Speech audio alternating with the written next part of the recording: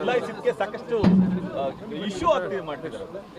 ರಾಜ್ಯ ಸರ್ಕಾರಕ್ಕೆ ಅಧಿಕಾರ ಇದೆ, ಬದಲಾಯಿಸಿದೆ. ರಾಜ್ಯ ಸರ್ಕಾರಕ್ಕೆ ಬದಲಾಯಿಸ್ತಕ್ಕಂಥ ಅಧಿಕಾರ ಇದೆ, ಅದನ್ನ ಮಾಡಿದ್ದೀವಿ. ಬಟ್ ಅದಕ್ಕೊಂದು ಇತಿಹಾಸ ಇತ್ತು, ಅದನ್ನ ತಿರುಚಿ ಕೆಲಸ ಮಾಡ್ತಿದ್ದಾರೆ ಅಂತ ಹೇಳಿ ಕುಮಾರಸ್ವಾಮಿ ಅವರು.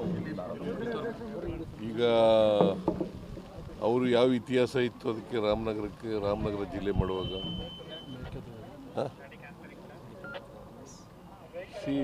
ಇವೆಲ್ಲವೂ ಕೂಡ ಡಿಸಿಷನ್ಗಳು ಈಗ ಜನ ಅಭಿಪ್ರಾಯದ ಮೇಲೆ ಮಾಡಿದ್ದಾರೆ. ಜನಾಭಿಪ್ರಾಯ ಬೆಂಗಳೂರು ದಕ್ಷಿಣ ಜಿಲ್ಲೆ ಮಾಡಬೇಕು ಅಂತ ಹೇಳಿದ್ದಾರೆ, ಅದು ಮಾಡಿದ್ದಾರೆ. ಸರ್, ನಿನ್ನೆ ಸುಪ್ರೀಂ ಕೋರ್ಟ್ ಒಂದು ಅಬ್ಸರ್ವೇಷನ್ ಮಾಡಿದೆ, ಇಡಿ ಹ್ಯಾಸ್ ಕ್ರಾಸ್ಡ್ ಇಟ್ ಲಿಮಿಟ್ಸ್ ಅಂತ ಅಂದ್ಬಿಟ್ಟು. ಇವಾಗ ಮೂಡಾ ಕೇಸಲ್ಲಿ ಇರ್ಬೋದು, ಇಲ್ಲಾಂದ್ರೆ ಪರಮೇಶ್ವರ್ ಕೇಸಲ್ಲಿ ಇರ್ಬೋದು, ಇಲ್ಲ ತಮಿಳುನಾಡು ಕೇಸಲ್ಲಿ ಇರ್ಬೋದು, ಇಡಿ ಅದಾಗೆ ಇಂಟರ್ವ್ಯೂನ್ ಆಗಿ ಅರೆಸ್ಟ್ ಮಾಡುವಂತ ಒಂದು ಕೆಲಸ ನಡೀತಾ ಇತ್ತು. ಇಡಿಯವರು ಮಾಡಲಿ, ನಾನು ತನಿಖೆ ಮಾಡಬೇಡಿ, ಕಪ್ಪೋಣ ಇದ್ದರೆ ಪತ್ತೆ ಹಚ್ಚಕ್ಕೆ ಹೋಗ್ಬೇಡಿ ಅಂತ ಹೇಳಕ್ಕೆ ಹೋಗಲ್ಲ ನಾನು.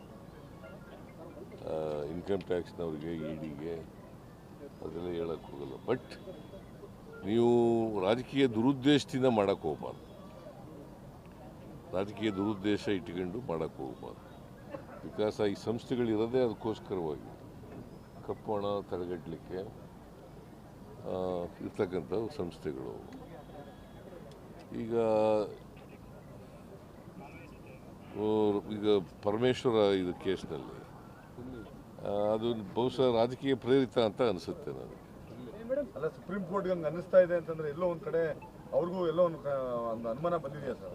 ಅಲ್ಲ, ಸುಪ್ರೀಂ ಕೋರ್ಟ್ ಅವರು ಅಬ್ಸರ್ವೇಷನ್ ಮಾಡಿದ್ದಾರೆ. ಅವರು ನೀವು ನಿಮ್ಮ ಮಿತಿಯನ್ನು ಮೀರ್ತಾ ಇದ್ದೀರಿ ಅಂತ ಮಾಡಿದ್ದಾರೆ. ಗೊತ್ತಿಲ್ಲ ನನಗೆ, I don't know the facts of the case. But ಅವರ ಅಬ್ಸರ್ವೇಷನ್ನು ಯಾವ ಕಾರಣಕ್ಕೆ, ಯಾವ ಆಧಾರದ ಮೇಲೆ ಮಾಡಿದ್ದಾರೆ ಅನ್ನೋದು ಆ ಜಡ್ಜ್ಮೆಂಟ್ ನೋಡಬೇಕು, ಆರ್ಡರ್ಸ್ ಡೀಟೇಲ್ಸ್ ಆಗಿ ನೋಡಬೇಕು. ಸರ್, ಈಗ ರಾಜ್ಯದಲ್ಲಿ ರೇಪ್ ಅಂಡ್ ಮರ್ಡರ್ ಕೇಸ್ಗಳು ಪ್ರಕರಣಗಳು ಹೆಚ್ಚಾಗ್ತದೆ ಸರ್. ಮೈಸೂರಿನಲ್ಲೂ ಕೂಡ ಮೊನ್ನೆ ಒಂದು ಇನ್ಸಿಡೆಂಟ್ ನಡೆದಿದೆ. ಅದಕ್ಕೆ ಜಾಸ್ತಿ ಆಗ್ಬಿಟ್ಟು ಏನಾದ್ರು ಕ್ರಮ ತಗೊಳ್ತೀವಿಪ್ಪ, ಕಾನೂನು ರೀತಿ ಕ್ರಮ ತಗೊಳ್ಳೇಬೇಕು. ಈಗ ಕಳೆದ ಒಂದು ವರ್ಷ, ಈ ವರ್ಷ ಇದೆಯಲ್ಲ, ನಮಗೆ ಅಪರಾಧಗಳು ಕಡಿಮೆ ಆಗಿದ್ದಾವೆ. ಬಿ ಜೆ ಪಿಯವರ ಕಾಲಕ್ಕೆ ಕಂಪೇರ್ ಮಾಡಿದ್ರೆ ನಮ್ಮ ಕಾಲದಲ್ಲಿ ಕಡಿಮೆ ಆಗಿದ್ದಾವೆ.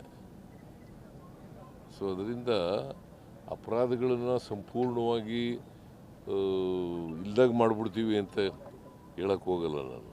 ಕಡಿಮೆ ಮಾಡಲಿಕ್ಕೆ ಪ್ರಯತ್ನ ಮಾಡ್ತೀನಿ. ಸರ್, ಏಷ್ಯನ್ ಕಂಟ್ರೀಸಲ್ಲಿ ಸಿಂಗಪೂರ್, ಹಾಂಗ್ಕಾಂಗ್ ಇಲ್ಲೆಲ್ಲ ಕೋವಿಡ್ ಕೇಸಸ್ ಜಾಸ್ತಿ ಆಗಿದೆ. ಬಟ್ ಸೆಂಟ್ರಲ್ ಗೌರ್ಮೆಂಟ್ ಇವತ್ತವರೆಗೂ ಬರೋರ್ನ ಹೋಗೋರ್ನ ಒಂದು ಟೆಸ್ಟ್ ಮಾಡ್ತಾ ಇಲ್ಲ. ಬಟ್ ಅದು ರ್ಯಾಪಿಡ್ 40% ಇನ್ಕ್ರೀಸ್ ಆಗಿದೆ ಒಂದು ವಾರದಲ್ಲಿ.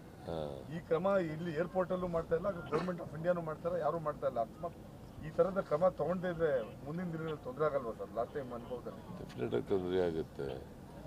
If such being the case, government of India has to take a decision. ಕೂಡಲೇ ಅದನ್ನು ತಡೆಗಟ್ಟಲಿಕ್ಕೆ ಮಾಡಬೇಕು. ಸರ್, ಯಂಗ್ ಇಂಡಿಯಾ ಲಿಮಿಟೆಡ್ಗೆ ಸರ್ ಡಿ.ಕೆ. ಶಿವಕುಮಾರ್ ಅವರು ಹಾಗೂ ಸುರೇಶ್ ಅವರು ಒಂದು ದೇಣಿಗೆ ಕೊಟ್ಟ ವಿಚಾರಕ್ಕೆ ಸಂಬಂಧಪಟ್ಟಂತೆ ಚಾರ್ಜ್ ಶೀಟ್ ಸಲ್ಲಿಕೆ ಮಾಡಿದ್ದಾರೆ ಸರ್, ಅವ್ರ ವಿರುದ್ಧ ಕ್ರಮಕ್ಕೆ ಅಂತ. ಯಾರು? ರೇವಂತ್ ರೆಡ್ಡಿ ಮತ್ತೆ ನಾಲ್ವರ ವಿರುದ್ಧ ಸರ್, ಯಂಗ್ ಇಂಡಿಯಾ ಲಿಮಿಟೆಡ್ ಅದಕ್ಕೆ ದೇಣಿಗೆ ಕೊಟ್ಟರು ಅನ್ನೋ ಕಾರಣಕ್ಕೆ ಸರ್. ಈಗ ದೇಣಿಗೆ ಕೊಡೋದು ತಪ್ಪ? ದೇಣಿಗೆ ಕೊಡೋದು ತಪ್ಪೇನಲ್ಲ.